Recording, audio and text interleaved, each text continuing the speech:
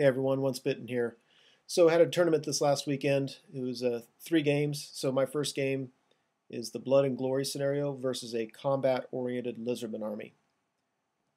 So here on my right, he's got a couple Razordons, some skinks with a skink priest in there. That piece of terrain is a Temple of Skulls. 2 blocks of Saurus warriors. They're what you see is what you get. So on the right, they have hand weapon shield. On the left, they have spears. The unit on the right also has his battle standard bearer. He's got an ancient steg. It looks like an engine of the gods, but it's just an ancient steg. More skinks. He's got some skinks with a Croxagore. His general on a Carnosaur, which I don't know what he has, and I'm afraid to know what he has because I know those guys can be vicious. And then he's got pterodons that he had to proxy because they either fell off or whatever. And then as scouts, he put some chameleon skinks down here to pick on my trebuchet. So I had set up my Pegasus Knights on my line, and then during the Vanguard movement, I moved back to protect my trebuchet and to line up a future charge.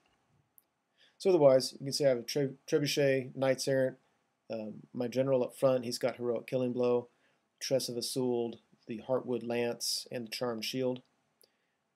Anyway, Knights of the Realm with Battle Standard Bearer, he is Stubborn. I've got 34 men-at-arms, the level 2 Damsel with Lore of Beasts.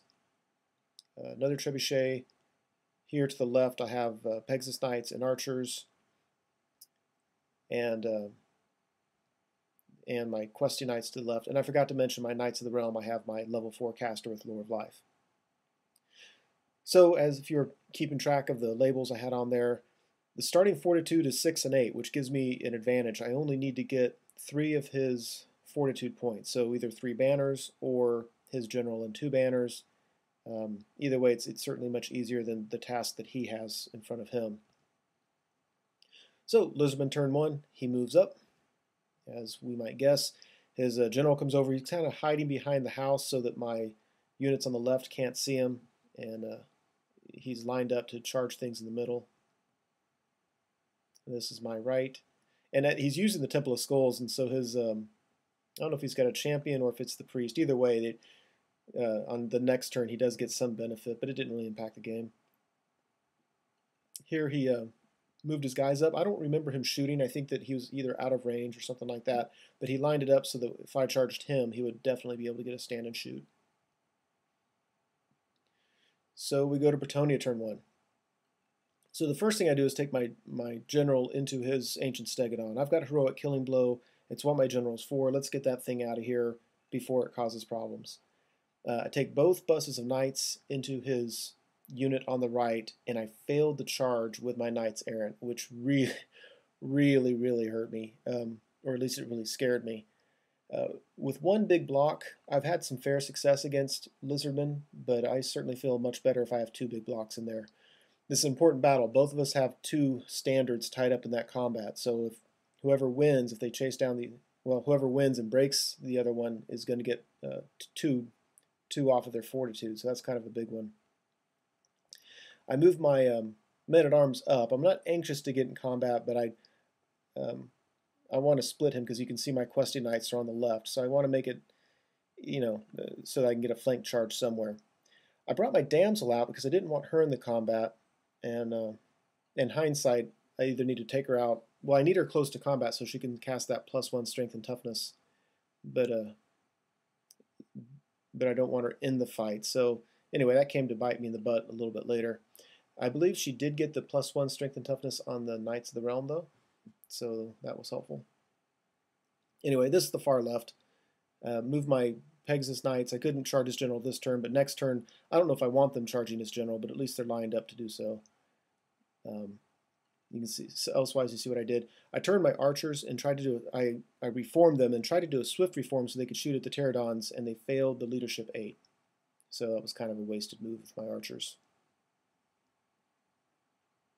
So there's a nice blurry picture close-up. This is on my far right. I do charge these guys, and they do stand and shoot and don't do any wounds, or maybe do 1, but it was insignificant. Now this one, if you see that wound I have on there, I've never seen this before, but I guess when I charge the Ancient Stegodon, they can do a stand and shoot those skinks on top. So he did 46 shots at my general, and when he told me that, I about just died. Well, literally, I almost died. He did 3 wounds on me, but ended up saving 2. Only took 1 wound, and felt very fortunate. I almost lost my general right there from the stand and shoot. Who knew? I love the painting on his guys. This one, you can tell I'm kind of focusing in on the Saurus at the top. Saurus warriors. I think they're just really, really well painted. So Pegasus Knights make short work of the Chameleon Skinks, and now they turn to see if they can handle those Razordons. General does get heroic killing blow, so Stegodon goes bye-bye, and instead of overrunning, I just do a reform, so I'm now facing his general, or just other combats overall.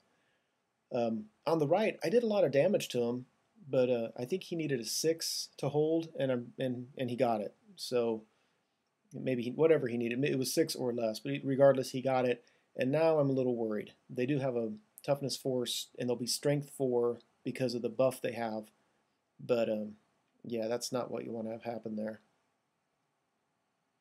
So we go to Lizardman turn 2. The skink unit with the Croxagore really surprised me. I thought they were way out of range, and he went for it and got it.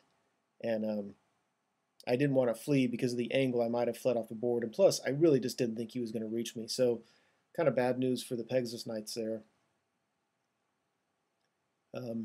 Here, he did not charge with the Saurus Warriors. I think he knew that more than likely he was going to... my guess is more than likely he knew that I'd be stubborn with those peasants. Otherwise, I'm really not sure what he was thinking there. He did try to charge my peasants with his general, and had a failed charge. So come to find out, that general is really equipped to do a bunch of wounds on infantry. So I'm probably pretty lucky that he failed there.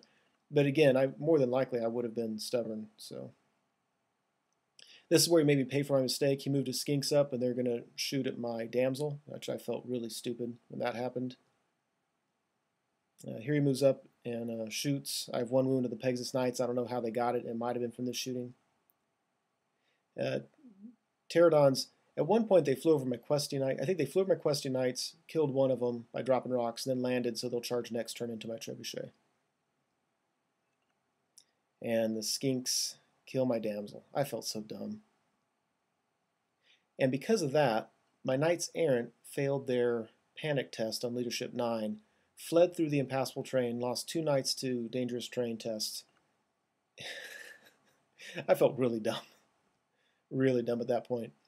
Over here, I felt pretty lucky. I was able to kill he had a character in there, a very defensively built spellcaster. So I was able to kill him, only lost 1 knight, and I fled on, so I have plenty of time and plenty of table space in which to rally. And then at the end of combat, not on the charge, I was able to make all my saves and do enough wounds on him that I was actually able to break this unit, and obviously automatically killed both the standards.